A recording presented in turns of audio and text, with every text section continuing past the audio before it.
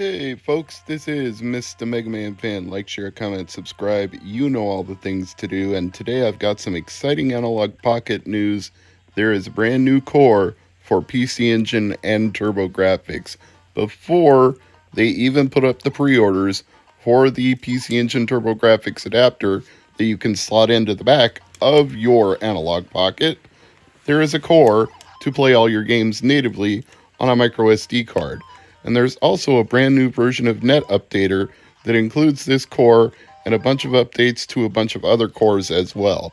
So as you're looking at this footage, I'm going to switch over to some screen recordings of me doing the latest Net Update and show you how it works and how it looks. Now, the Net Updater has reached version 2.5 and is available via Matt Pinella's GitHub page. I will link to that in the description of this video, but I'm also showing it to you on screen right here. P-A-N-N-E-L-L-A, Matt Pinella. You are a godsend for Analog Pocket owners. So what you want to do is go to the GitHub page, go down to where it says releases, click on 2.5, and then you're going to want to download the zip file for the computer that you're going to do the Net Update with. I'm doing it with a Mac, so that's what I'm downloading, but you can do it on any computer you want. Once you've downloaded it, you want to unzip the file and grab the Pocket Updater. That's what you're going to put at the root directory of your micro SD card, and I'll show you that next. If you have a previous version of the Net Updater on your micro SD card, just go ahead and right-click it, put it in the trash, get rid of it, then drag the new version of the Pocket Updater to the root directory of your micro SD card and run it. Now, on most Macs, you're going to get a security warning saying you can't do that because it's not an officially licensed and well-known developer. So you'll have to go into your system settings, go under your security tab, and give it permission to run. This happens with almost anything that you don't get through the Apple Store or a certified Apple developer, so don't worry about it. You're going to need to do this for any homebrew or custom app or any emulator of any kind. Like using OpenEMU the first time on my Mac, I had to do this exact same thing. So just go ahead and grant it permission. As long as you know where it came from and what you're doing, you can trust it. Trust yourself, you know what you're doing.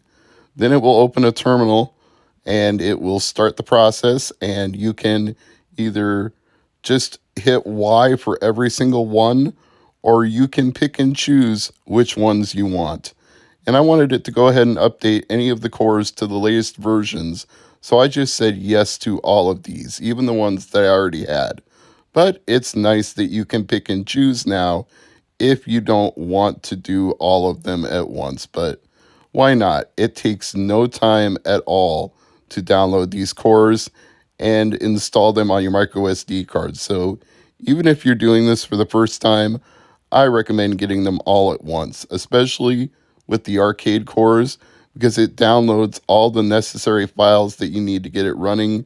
And the same with Neo Geo and anything else that you might have trouble with. If you try to piecemeal it yourself, it will provide all the BIOS files and all the assets that you need to get it running correctly on your Pocket. Now, what this doesn't provide is ROMs for NES, PC Engine, Sega Genesis, etc. You're going to need to supply those yourself, and you're going to need to put them in the assets folder associated with that core, which is what I'm going to do right now with PC Engine. And once the files are on your micro SD, eject it and put it back into your Pocket. Now, because the Net Updater grabs the latest version of the firmware, when you boot up your Analog Pocket, it's going to go ahead and install that for you, so it'll make sure your Pocket is up to date and the most compatible with any new cores that you've added. But go into OpenFPGA after it's done and scroll down to the core you want. In this case, I want PC Engine. Click Run, and then the list of ROMs you put in the assets folder will be there. So that's what you saw at the beginning of this video, was me playing Bonk's Adventure.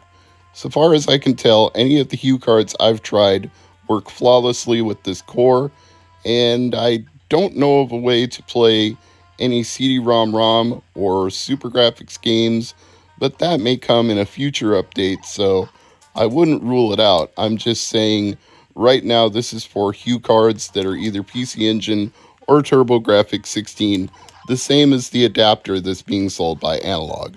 Let me skip ahead to another game. Since Konami has been in the news a lot lately for their Silent Hill 2 remake and all the new Silent Hill properties they are going to release, I thought, why not? Let's just look at a Konami property. So I went to Parodius, which is a favorite of mine that I'm glad I picked up very early on in PC Engine collecting, because at the prices it goes for now, I'm not sure if I would make that same decision. So sometimes it pays to be an early adopter, but if you've never had a chance to play it before, maybe get a ROM and try it. Not saying pirate it, I'm just saying try it and see if you would want to pay what Parodius goes for. Then make that decision accordingly once you've sampled it using something like an Analog Pocket or an emulator. But for me, this is one of my favorite shoot-'em-ups because it's whimsical, but it's also a good challenge. It strikes a nice balance between being a parody of games like Twinbee and Gradius and also just being fun to play. Here's another fun but expensive shooter you might want to try before you buy, Superstar Soldier. I think this goes for over $100 loose and even more complete, so I was happy to get it through the Wii's Virtual Console before that shut down, and so I kind of feel justified playing a ROM of this game when I already own a licensed version that I've paid for at least once. But your mileage may vary. I'm not telling you the ethics of what to do or not to do. I'm just telling you that thanks to the net updater, this core is now supported and part of the Analog Pocket. Hey folks, this is Mr. MegaManFan. Like, share, comment, subscribe. You know all the things to do. This idea was brought to mind thanks to a comment from my friend Michelle in the TurboGrafx PC Engine forums, who said you should just play PC Engine games on your Vita. And I thought, can I play them on my PSP Go? Well, of course you can. There is a program called Hugo that works on all different versions of PSP, including the Go, and you can play it presumably on the Vita too if you used it under Adrenaline, but I'm going to do it on the PSP Go natively and not have to emulate a PSP through the Vita, besides the fact that I would have to imagine there's a VPK or virtual package, if you will, that would install a custom app for playing PC Engine on the Vita. So I'll install that later on, but for now, I've got Untitled open. That's what you see when you connect USB to your PSP Go if you're using the standard Sony USB plug that comes with it to charge the Go, or any third-party clone of the same. Just make sure you're plugging it into the port at the bottom and then into the USB port of your computer. Now I'm going to get rid of soldier.pce because that came standard with the installation of Hugo, but I want to put my own ROMs in there. So let's switch back to the PSP Go once I've ejected the virtual drive, and if you put Hugo in the PSP game folder, it will already be there when you go to system storage. Now if you've soldered in the adapter to use a micro SD card, great, you've got even more storage, but 16 gigabytes internally seems to be more than enough for me to put a bunch of ROMs on here. As you can see, I've got backups of my entire HuCard library ready to go. So just to test it out, let's try Bonk's Big Adventure, Bonk 3. Now, the default key setup is that X will be your main button, and circle will be your jump button, and triangle will be your run or pause button. And if you want to get back to the E-loader to select new ROMs, you hold down the select button for a few seconds. And if you want to quit altogether, you hold the left and right shoulder buttons at the top and then hold start. So that takes care of virtually everything that you need to do to play PC Engine games. Now I did notice one of the folders said CD-ROM. I'm a little intrigued by that. I don't know what format they would have to be in, bin, Q, ISO, or whatnot, or if that would even work on a PSP Go. But the fact that it was a folder that was available means I'm going to have to give that a try later on. But for now, I can confirm that PC Engine emulation works pretty well on the PSP Go, which means If you have a 1000, 2000, a 3000, or a Go, you should be able to download Hugo and try this for yourself. That's if you're running custom firmware anyway. If you're not, I can't help you because then you can't run emulators like this. But custom firmware is not hard to find, and this emulator is not hard to find either. And at this point, the PSP is a legacy device. Sony is not going to keep updating their own firmware to stop people from running emulators, because what would the point be in putting that much time, effort, and development into new firmware for a device they're no longer selling or supporting? It's pretty much dead weight to them. So run emulators on your PSPs to your heart's content. I'm Mr. MegaManFan. I hope you've enjoyed this brief look at what's possible with custom firmware and Hugo on the PSP Go. Hey folks, this is Mr. MegaManFan. Like, share, comment, subscribe. You know all the things to do. Well, this was going to happen on the PC Engine files eventually, but getting my orange slim model PlayStation Vita just accelerated the plan and now brought it to fruition. I finally installed RetroArch so I could play PC Engine games on a PlayStation Vita. Now, there are some drawbacks to this as far as I'm concerned. The first is that RetroArch is an incredibly bloated platform, so loading it up takes a long time. Quitting games takes a long time. Launching games takes a long time. It just doesn't perform super fast. It performs well when you get into a game. I'm not objecting to that part, but I would have preferred a standalone VPK that I could have installed through VitaShell rather than RetroArch. It would have just been nice to have a PC Engine emulator all by itself. Maybe that is available, but I couldn't find one. The closest I got was MegaManFan, and then it said you had to do line input to use it, and I thought, how am I going to do that on the Vita? I just gave up at that point, and I think MegaManFan is probably one of the cores that's in RetroArch anyway, so I just decided not to worry about it. But as you can see, it does take more than a little bit to get a game loaded up and running. By the way, I apologize for the fingerprints on the screen. I tried to wipe it down with a microfiber cloth before filming, but the light on the camera just made it look even more obvious that I had been using the touchscreen. And I guess the OLED is more notorious. More notorious.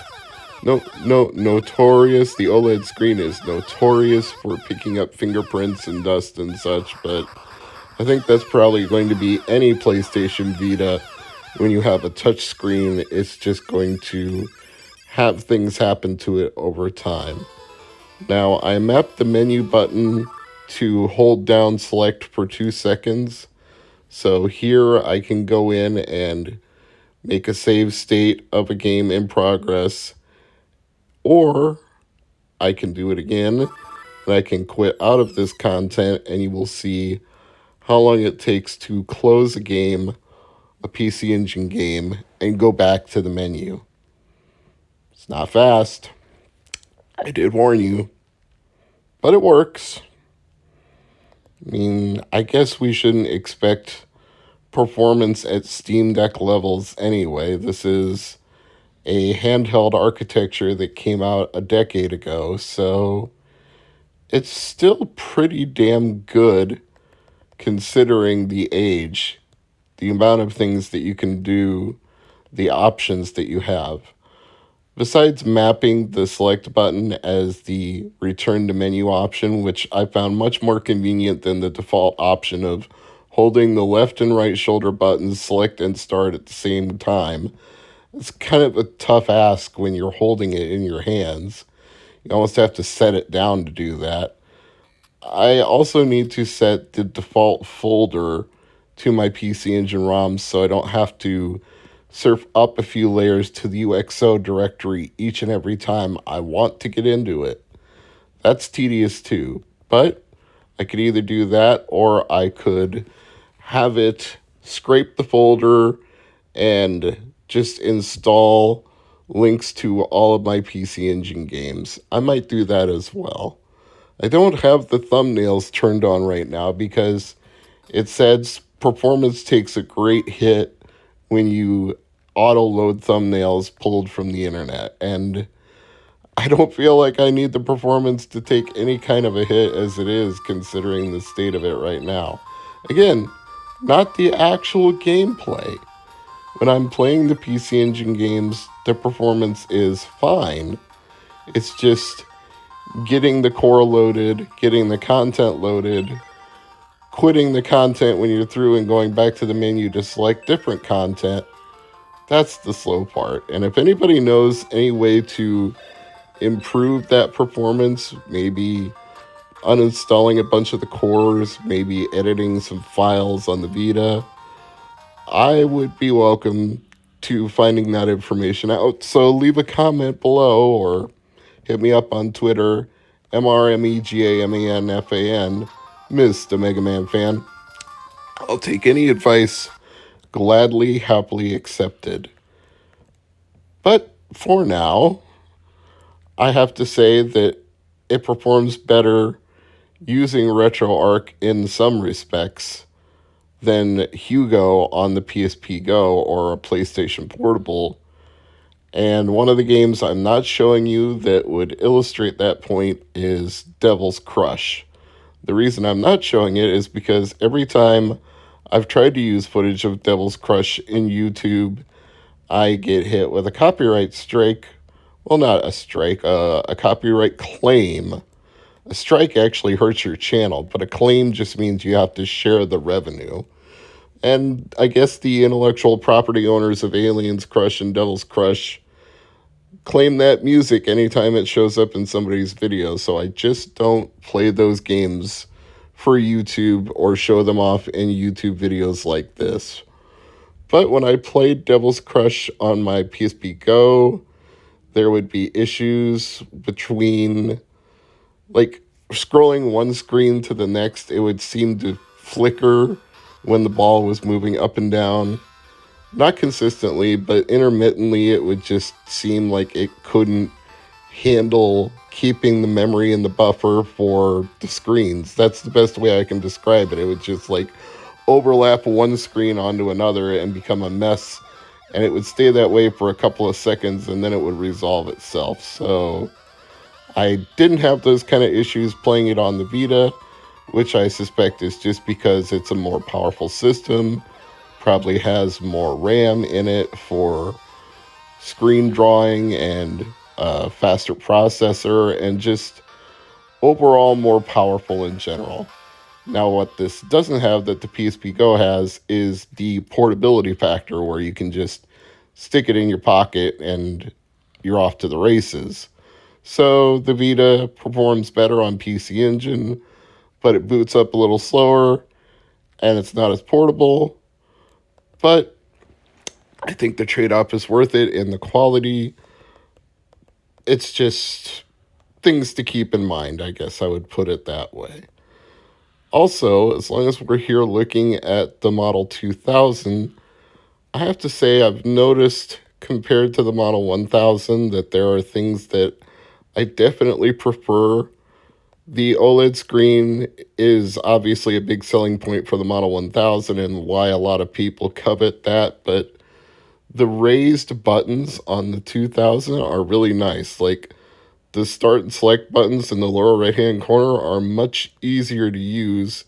They were kind of flush with the system on the 1000, but on the 2000, they are very easy to press. The home button, too, is also raised, and it's definitely easier to hold for longer periods of time because it's lighter compared to the 1000.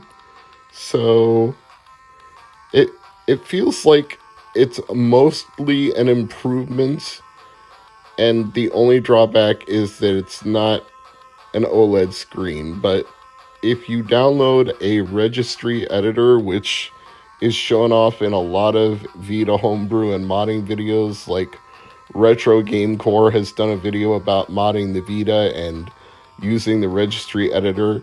You can actually go into the color palette settings of your Model 2000 and you can adjust the RGB range and the screen brightness and all those kind of things and actually make the display more vibrant and closer to being like an OLED screen without actually being OLED technology. So if that's something you want to do, then modding a 2000 is probably the right way to go. In fact, some people won't even use a 2000 without modding it.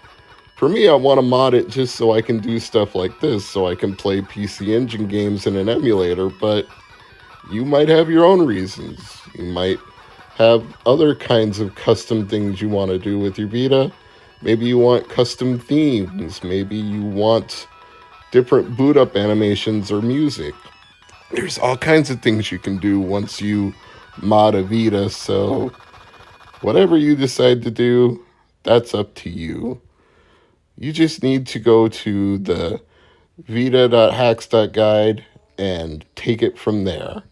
It's really not that hard, but it is, of course, at your own risk, and to me, it's worth the risk to be able to play emulators and homebrew, and there's some pretty amazing ones out there. The Sonic 1 and Sonic 2 remakes from Sega Master System are pretty sweet, and I'll have to get into those in a different video, one that's not focused on PC Engine like this one is. But I would also say not to use the homebrew browser that comes by default in Vita Deploy. Get the better homebrew browser. Just Google search that. It works way better.